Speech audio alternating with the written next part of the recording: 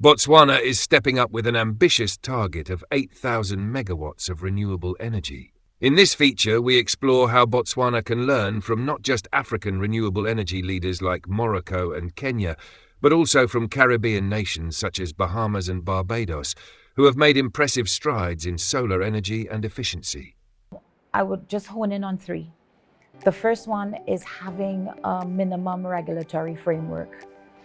Right now, through the Caribbean Development Bank, they're working on doing a minimum regulatory framework across the region. Why?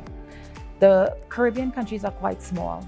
And if you're looking at bringing investment to the region or trying to get financing for renewable energy, you are able to get better financing opportunities if you have economies of scale. If I am an investor and I have an opportunity in the US that is 5 times the amount of megawatts than it is in the Caribbean, and I have to do the same amount of work, I'm going to go to the US because my return on investment is going to be greater. However, in the Caribbean, if we were to have as a starting point a minimum regulatory framework, it then creates the enabling environment for an investor to come into the region and be able to do multiple projects across multiple countries and thus aggregate their effort and be able to make that as a sound investment, right? The other thing that I would say is that whole idea of pooled procurement. Africa, particularly in rural areas, the demand may not be as great as within big city areas, which will kind of mirror the demand in the Caribbean. And again, because of our size, if you're talking about, let's say, battery storage, if you're going out to the manufacturers of batteries and they have orders from the US, they have orders from Canada, they have orders from bigger countries, or even in the case of Africa, orders from a big city versus battery storage orders for a small rural area, they're more likely to go with the one where they're going to make the most money. And so being able to have pooled procurement where countries can come together, buy renewable energy in bulk, whether that's battery storage, wind technology, solar technology, etc. All of those things, you're then able to make, get the stuff cheaper, one. You're able to actually get the attention of quality manufacturers so that you get quality goods and services. But then you also kind of reduce the administrative headache behind having to do multiple small procurement processes, open tenders in order to be able to get this type of technology. And then the last one that I would say is this idea of building resilient microgrids. I've heard it over and over and over again. And I do think that it is a solution. We've seen it in many Caribbean countries post-disaster where because of the decimation of, let's say, Abaco in Bahamas, and when you look at Puerto Rico, you look at most recently in Grenada, one of the smaller islands in the chain of islands in Grenada was also decimated. The response has been to build microgrids, right? And to also look at retrofitting community centers, schools, etc., with solar panels, with renewable energy technology so that they can then become a space that could be used during these times.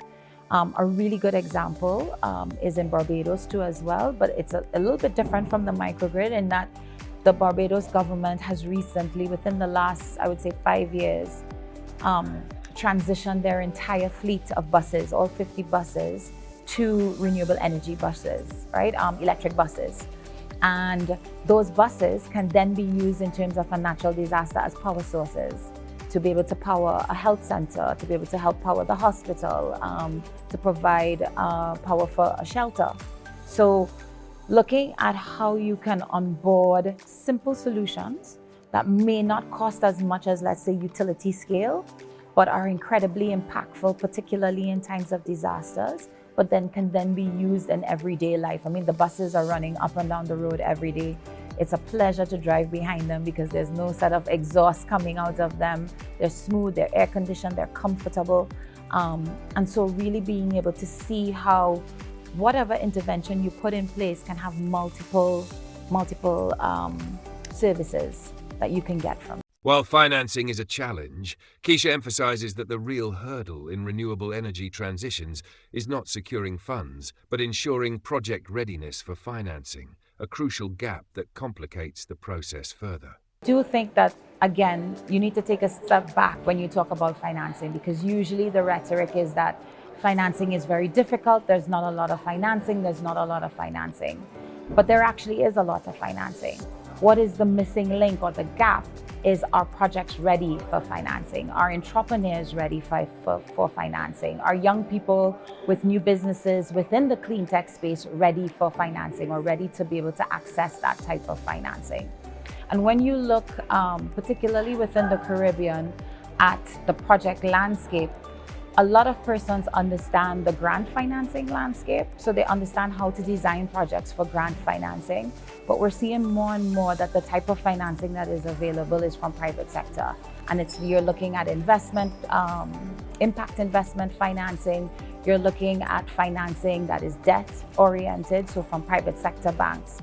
And so when you look at what that type of project preparation needs to look like, or that type of business preparation needs to look like, there is a gap in terms of people's skill. You have highly qualified technical people who have brilliant ideas, but the business aspect of it, they're not au fait with how to set up a business. And so it's really about bridging that gap between getting the projects, getting the businesses ready to access the type of finance that is out there. According to 𝐁𝐨𝐭𝐬𝐬, public-private partnerships, along with philanthropic grant capital and private sector funding, are crucial in de-risking and attracting investment for renewable energy projects. This is, I think, the perfect opportunity for public-private partnerships. What do I mean?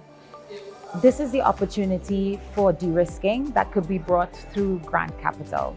And so it's a good opportunity, and there are projects like, for example, within the Caribbean, where philanthropic grant capital or capital from the development agencies have been used to de-risk projects, which then allow them to access private sector financing. A really good example of that too would be where private sector capital or private sector grant capital is used to help get projects to the space where they can actually access debt capital. So, incubators are a good example of that. And there are a couple of incubators that are funded in the region. I know there's one out of Washington, D.C. that works in Latin America. It works in the Africas, Indias, as well as the Caribbean as well. It's called 𝐿CN. And they use that grant financing to help build businesses to the point where they're able to access investment capital. And so creating that ecosystem of de-risking first, small businesses, de-risking them, and then allowing them to access the private capital. The one caveat that I would add to this, though, is that if you're going to create an ecosystem of innovation, you have to be allowed to fail. And for many of the grant donors, whether that's philanthropy or from the development sector, they generally tend to want to choose projects that have the highest success rates. But the reality is, in the development of a business model, a business plan, etc., there is a high attrition rate for projects. So you may have a brilliant idea, but they may be doing a market. You might have a market, but you don't have the solution that the market actually wants. And so in taking entrepreneurs, taking young people, taking persons within with businesses within the clean tech sector through that incubation process, you can then decipher, is this a viable business or not? And then that means that you have to be prepared as a grant funder to accept some failure. That's the only how you create that ecosystem of innovation. Failure has to be part of the process of learning. And so I think if we had a message, I would say, to grant funders, to the philanthropic funders, is that you need to be able to put in those parameters into your program that allows for bringing persons along on the journey and the possibility of failure in terms of getting into the next stage or the business actually crossing that valley of debt.